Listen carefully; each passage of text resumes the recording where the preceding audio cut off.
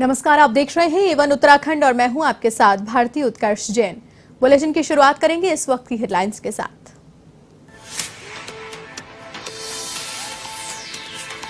मुख्यमंत्री पुष्कर सिंह धामी का अल्मोड़ा दौरा, हवालबाग में रूरल बिजनेस इक्विटी और आजीविका महोत्सव का किया उद्घाटन, तो विभिन्न विकास योजनाओं का किया लोकार्पण व शिलान्यास।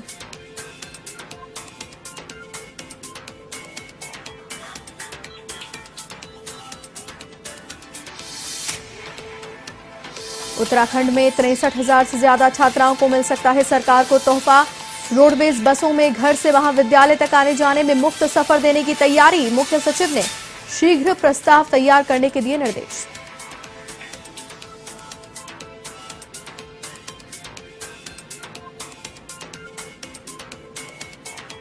उत्तराखंड में निजीकरण के खिलाफ आज भी बैंककर्मी हड़ताल पर, सरकार के खिलाफ नारेबाजी कर किया प्रदर्शन। निजीकरण और सरकार द्वारा बैंक संशोधन कानून बनाए जाने का विरोध।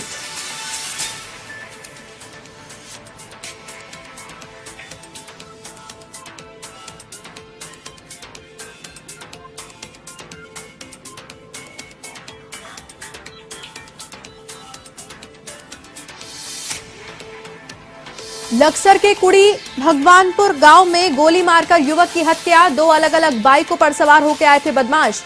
मामले की जांच में जुटी पुलिस।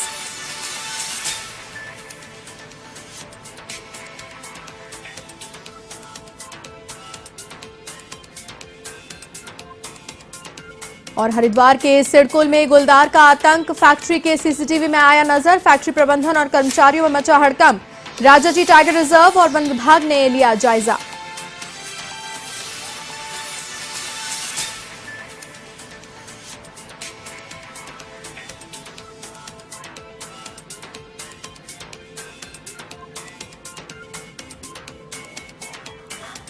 प्रदेश के मुख्यमंत्री पुष्कर सिंह धामी ने आज अल्मोड़ा के हवालबाग में रूरल बिजनेस इक्विटी और आजीविका महोत्सव का उद्घाटन किया। उत्तराखंड में पौड़ी और अल्मोड़ा में इनकी शुरुआत की गई है। राज्य के बेरोजगार युवाओं को उद्यम स्थापित करने के लिए राज्य सरकार प्रशिक्षण देगी, जो कि पलायन को रोकने में सक्षम होगा।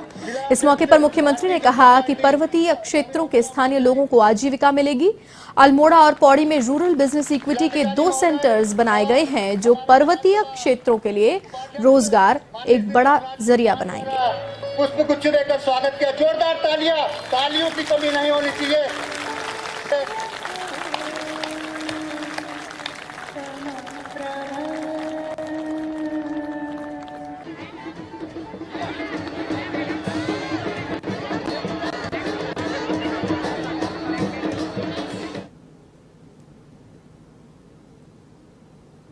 पूरे जगह जगह जहां भी हम जाते हैं तो एक समस्या आती है। सब जगह लोग बोलते हैं कि पहाड़ों से बहुत पलायन हो रहा है, पहाड़ों से लोग लगातार जा रहे हैं, लगातार जा रहे हैं और लगातार वापस नहीं आ रहे हैं, केवल जा रहे हैं। तो कैसे वो रुकेंगे, कैसे उनको अपने घरों पर अच्छा काम मिले, कैसे उनका कारोबार हो। और जो उत्पाद बनाते हैं, यहाँ पर मैं देख रहा हूँ कि बड़ी संख्या में हमारे आजीविका मिशन से जुड़ी हुई हमारी बहनें भी हैं, उनके लिए भी हम लगातार काम कर रहे हैं। तो जब तक अच्छी ट्रेनिंग नहीं होगी, अच्छी ट्रेनिंग कैसे होगी, जब अच्छे ट्रेनिंग करवाने वाले होंगे, ट्रेनिंग के इंस्टीट्यूट होंगे, ट्रेनिंग करने के कोई सेंटर होंगे। तो आज यहाँ पर जो क्यूबेटर के माध्यम से यहाँ पर ट्रेनिंग सेंटर का भी उद्घाटन हो रहा है, जिसमें आप लोग कैसे अपना काम शुरू करेंगे, कहाँ से शुरू करेंगे। कई बार दिक्कत क्या होती है कि हम लोग काम करना चाहते हैं, हमारे मन में इच्छा भी होती है कि हम कोई काम करें, कोई अपना धंधा करें, कोई उद्योग लगाएं, कोई छोटा उद्योग लगाएं, छोटा कोई हमारा काम शुरू हो जाए ग्रुपों के माध्यम से, समूह के माध्यम से, बैंकों से हम लोन लें। लेकिन प्रक्रिया इतनी जटिल होती है और प्रक्रिया के न मालूम होने के कारण से बहुत बार देखने में ऐसा आता है कि हम काम करने के लिए जाते हैं, बैंक में इतने चक्कर लगाने पड़ जाते हैं कि अब फार्म कैसे भरे जाएंगे, फॉर्म कैसे भरे जाएंगे, उसकी क्या क्या प्रक्रिया होगी। कई बार ऐसे कैंप भी लगते हैं। मैं इस बात को मानता हूं कि लगातार सरकार की योजनाएं, सरकार के कार्यक्रम लगातार चलते हैं, लेकिन ये कार्यक्रम केवल औपचारिक नहीं होने चाहिए। औपचारिक होने से उनकी प्रक्रियाएं तो पूरी हो जाती हैं, कैंप लगा, अधिकारी आए, मंत्रीगण आए, हमारे जनप्रतिनिधि आए, लेकिन वो फिर चले जाते हैं। लेकिन जिन लोगों के लिए कैंप लगाया जाता है, जो उसका उद्देश्य होता है, पूरा नहीं होता है। इसलिए हमने तय किया है। प्रदेश के महाविद्यालयों की 63,000 से ज्यादा छात्राओं को रोडवेज बसों में घर से महाविद्यालय तक आने जाने में मुफ्त सफर का तोहफा मिल सकता है और इसके अलावा छात्रों को भी बस किराए में कुछ छूट दिए जाने की तैयारी है। सचिवालय में उच्च शिक्षा विभाग की समीक्षा बैठक में मुख्य सचिव डॉक्टर एस.एस. संधू ने छात्र छात्राओं को बसों में छूट के संबंध में शीघ्र प्रस्ताव तैयार करने के निर्देश दिए। बैठक में मुख्य सचिव ने कहा कि पर्वतीय क्षेत्रों में कॉलेज तो हैं, परंतु फैकल्टी की कमी है। इसके लिए ऑनलाइन एजुकेशन का अच्छा विकल्प है। मुख्य सचिव ने कहा कि उच्च शिक्षा में गुणवत्ता लाने के प्रयास किए जाएं और देश विदेश और प्रदेश के बेस्ट टीचर्स के लेक्चर के वीडियो सभी कॉलेजों और विश्वविद्यालयों को उपलब्ध कराए जाएं। इससे छात्र छात्राओं को अच्छे अध्यापकों से ज्ञान अर्जन का अवसर मिलेगा। इसके लिए सभी कक्षाओं में टीवी या बड़ी स्क्रीन उपलब्ध कराई जाए। ऐसे क्षेत्रों में जहां नेटवर्क नहीं है, वहां पाठ्य सामग्री और वीडियो पेन ड्राइव के माध्यम से उपलब्ध कराई जाए। यह हमारे पर्वतीय संस्थानों के लिए अत्यधिक उपयोगी होगा। इससे हमारे शिक्षकों को भी विषय के बेस्ट लेक्चर सुनने का लाभ मिलेगा।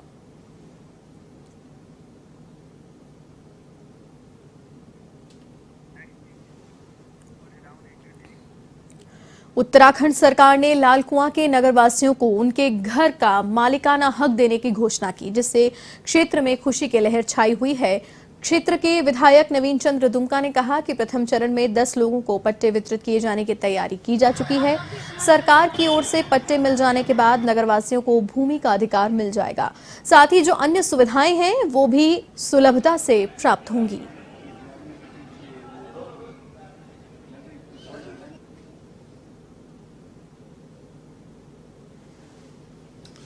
लाल कुआं नगर पंचायत की लीज न्यस्त भूमि पर बसे हुए लाल कुआं निवासियों की लंबे समय से इस भूमि के मालिकाना हक की मांग थी, जिसका जियो पूर्व में भी जारी होते रहा। लेकिन जब मैं विधायक बना तो मैंने इसको अत्यंत गंभीरतापूर्वक एक लक्ष्य निर्धारित कर यह तय किया कि मैं विनियमितीकरण अपने कार्यकाल में अवश्य कराऊंगा।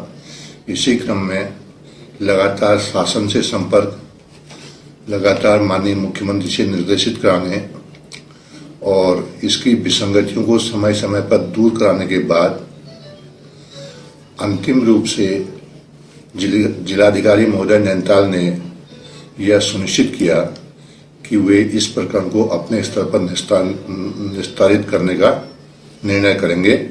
इसी क्रम में जिलाधिकारी महोदय नैनीताल ने मुझे सूचित किया कि 10 पट्टों पर उनके हस्ताक्षर होने के बाद वे वितरण के लिए उपलब्ध हैं। मैंने तत्काल उप जिलाधिकारी हल्द्वानी को निर्देशित किया कि आगामी 20 तारीख को लाल कुआं तहसील में इन पट्टों को इनके स्वामियों को सौंपने का कार्यक्रम हम करेंगे। निश्चित रूप से मैं लाल कुआं निवासियों को इसके लिए बधाई देता हूं कि एक शुरुआत हुई, एक रास्ता खुला। साथ ही साथ शासन, सरकार, जिलाधिकारी महोदय नैनीताल, उनके अधीनस्थ सभी कर्मचारियों को भी मैं धन्यवाद देता हूं। नानकबत्ता में सामुदायिक स्वास्थ्य केंद्र की ओर से अस्पताल में आने वाले प्रत्येक मरीज का रैपिड एंटीजन टेस्ट किया जा रहा है। तो वहीं इस पर डॉक्टर बंजिला ने बताया कि ओमिक्रॉन से बचाव करने और सजग रहने को लेकर लोगों को जागरूक भी किया जा रहा है। उन्होंने बताया कि स्वास्थ्य विभाग की ओर से कोविड-19 वेरिएंट ओमिक्रॉन से बचाव के लिए दिशा निर्देश दिए जा रहे हैं और अस्पताल में आने वाले प्रत्येक मरीज को ओमिक्रॉन से बचाव की जानकारी दी जा रही है।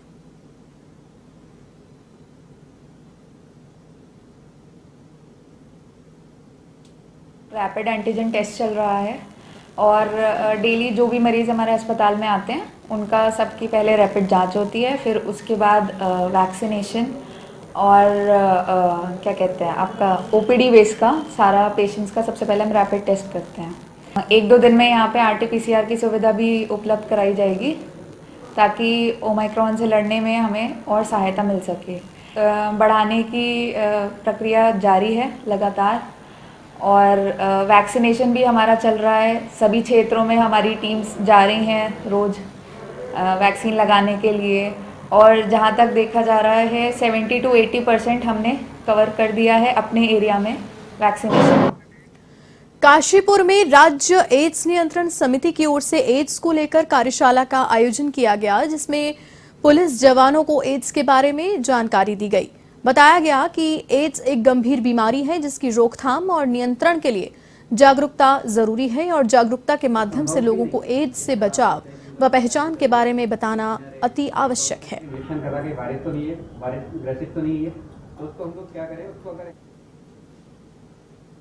स्टेट एड्स कंट्रोल सोसाइटी के द्वारा पूरे स्टेट में सभी स्कूल, कॉलेजेस और पुलिस डिपार्टमेंट में एक कैंपेन चलाया जा रहा है, जिसमें HIV एड्स के प्रति लोगों को जागरूक किया जा रहा है। उसी के संदर्भ में आज यहाँ पे गोष्ठी का आयोजन किया गया, जिसमें जितने हमारे होमगार्ड्स थे तो उन सभी को हमने अवेयर किया। ऋषिकेश के बैराज पुल पर शराब का ठेका खोलने के लिए भूमि चयन करने पहुंचे PWD, राजस्व और वन विभाग के अधिकारियों से जमकर बहस देखी गई। मामला इतना ज्यादा बढ़ गया कि तू-तू मैं होते होते अनुज्ञाधारी ने बिना इजाजत बैराज पुल के बगल में खाली पड़ी भूमि पर मजदूरों से गड्ढे खुदवाने शुरू भी कर दिए। वाद विवाद बढ़ने के बाद पुलिस भी मौके पर पहुंची और शांतिपूर्ण तरीके से समस्या का समाधान करने को कहा गया। करीब 3 घंटे तक बहसबाजी होने के बाद अनुज्ञाधारी को बिना ठेका खोले बैरंग लौटना पड़ा।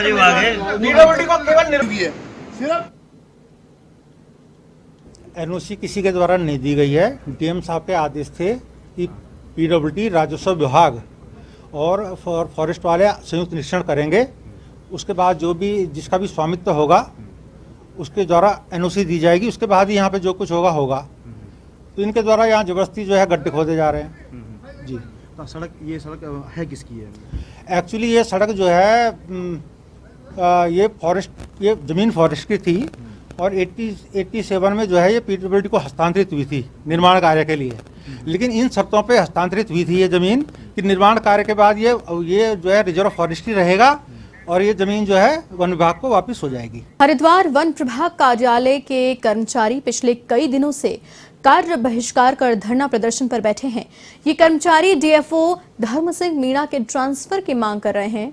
बीते 5 दिसंबर को DFO धर्म सिंह मीणा ने DFO का चार्ज संभाला। उत्तरांचल फॉरेस्ट मिनिस्ट्रियल एसोसिएशन के बैनर तले ये प्रदर्शन हो रहा है। कर्मचारियों ने 2 दिन के अंदर DFO का ट्रांसफर न किए जाने पर उग्र आंदोलन की चेतावनी भी दी है। कर्मचारियों का कहना है कि नए DFO सभी कर्मचारियों के साथ अभद्रता कर रहे हैं, सब पर रिश्वतखोर और खनन माफिया से मिलीभगत के आरोप भी लगा रहे हैं। इतना ही नहीं, विभाग में कार्यरत कर्मचारियों की तुलना जानवरों से भी की जा रही है।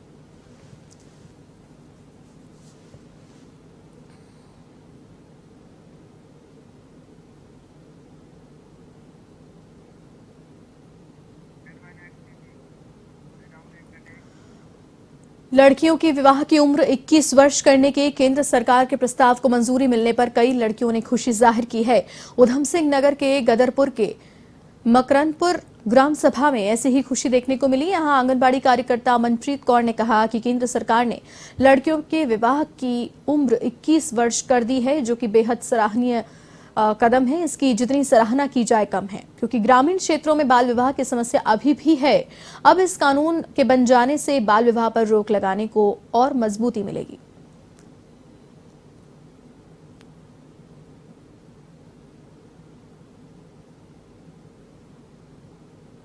केंद्र सरकार ने हाल ही में एक प्रस्ताव पारित किया है, जो 18 वर्ष की आयु में बालिकाओं का विवाह हो रहा था, 18 वर्ष से बढ़ाकर उन्होंने 21 वर्ष की आयु कर दी है।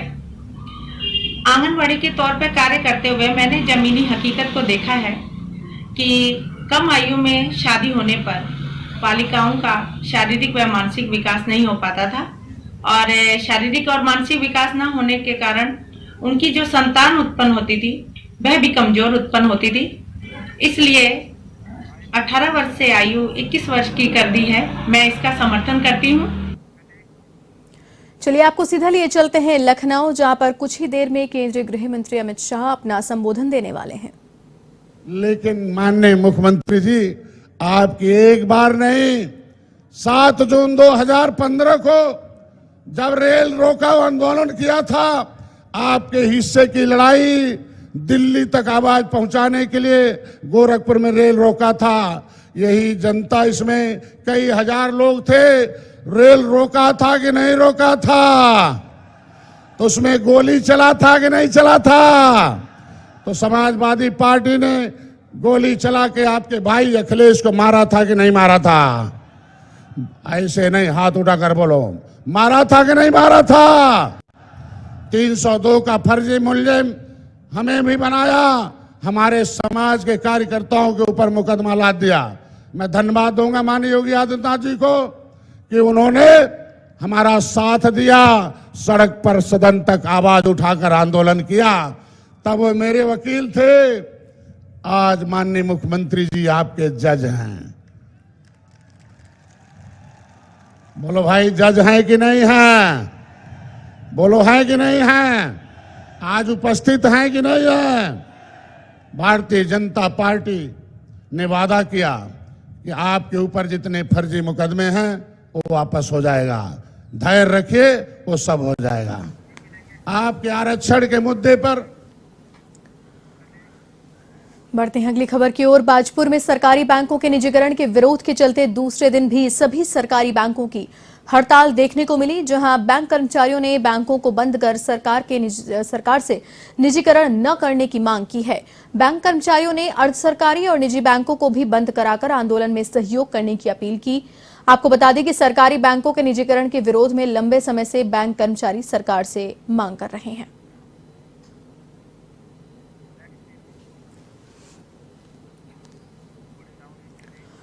उधम सिंह नगर के बाजपुर में भगत सिंह चौक पर चीनी मिल के मृतक आश्रितों की भूख हड़ताल तीसरे दिन भी जारी रही। हड़ताल कर रहे 6 लोगों में से एक की हालत गंभीर हो गई, जिसे प्रशासन ने स्वास्थ्य केंद्र में भर्ती कराया। मृतक आश्रितों की भूख हड़ताल को नगर पालिका अध्यक्ष गुरजीत सिंह ने समर्थन दिया और सरकार से आश्रितों की मांग को जल्द से जल्द पूरा किए जाने की मांग की।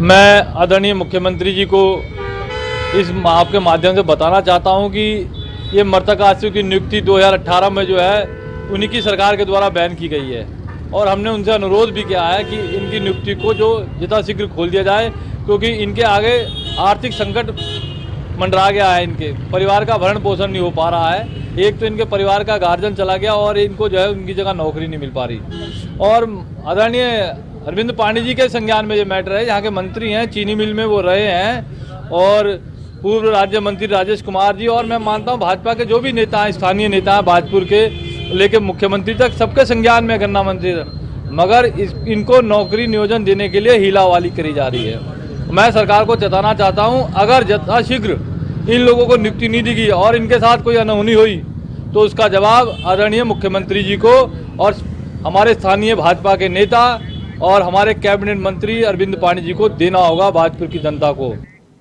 हरिद्वार के सिडकुल में गुलदार की दस्तक देखी गई और पार्किंग में गुलदार चहलकदमी करता हुआ सीसीटीवी कैमरे में कैद हुआ है, जिसके बाद फैक्ट्री प्रबंधन और कर्मचारियों में हड़कंप मच गया। फैक्ट्री प्रबंधन ने गुलदार की सूचना वन विभाग को दी, जिसके बाद राजाजी टाइगर रिजर्व और वन विभाग की टीम मौके पर पहुंची।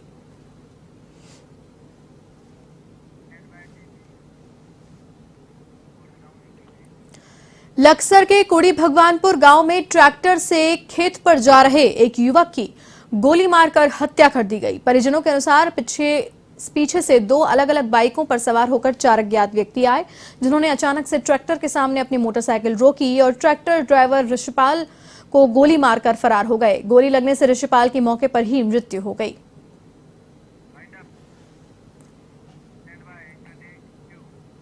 और इसी के साथ इस बुलेटिन में फिलहाल के लिए इतना ही। देश और दुनिया की तमाम बड़ी खबरों के लिए आप देखते रहिए A1 TV। नमस्कार।